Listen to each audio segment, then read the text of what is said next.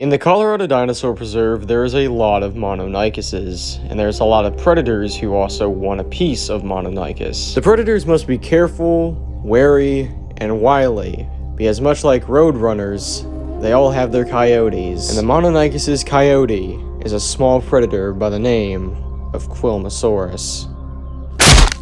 And like a strike of lightning, the roadrunner is down, and the coyote is all that remains. Similar to the Scorpiovenator, which we just covered, the Quilmesaurus is an abelisaur. Unlike the Scorpio though, the Quilmesaurus is known from very fragmentary remains, which begs the question of how did Ingen clone it? Well, many people believe that Biosyn is possibly the ones that actually cloned the Quilmesaurus instead, as there is no real records of Ingen ever creating a Quilmesaurus in the first place. Biosyn uses other techniques besides the bones to get a 100% full genome, which is a very long due process that we might make a separate video on, but it's way too long for me to explain here. But summed up, there's a lot more fingers pointing at Biosyn than there is Ingen, so take everything I say here with a grain of salt. What we do know for a fact is that the first Quilmesaurus sighting was sometime in 2020, and no one really knew what it was at first. We didn't have any frame of reference, but after looking at its bones and its morphology, many people have suspected that yes, this is probably a Quilmesaurus. It is a male, and from what every paleontologist can tell, it is most likely a subadult or at least a very early adult. It's a very fast dinosaur. As you saw in the beginning, it took down a Mononychus without little issue. It's one of the few carnivores that has been seen eating everything on a corpse, including the bones. And speaking of its diet, while it primarily hunts things, it has been seen on several occasions scavenging off of dead corpses, which if you remember, the Yangchuanosaurus that we covered last season had a very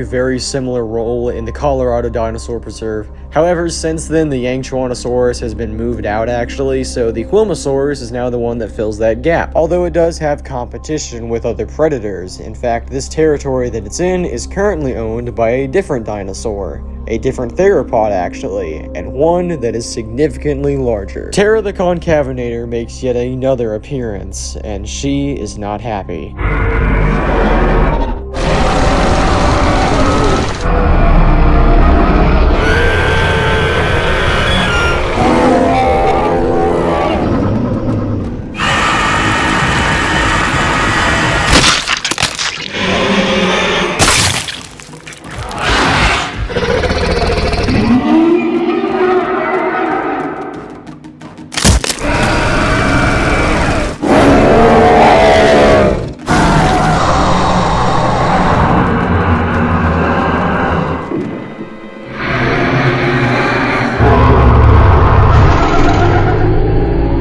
And despite the fact that the Concavenator weighs about twice as much, the Quilmesaurus wins. Terra is upset, but she will probably be back.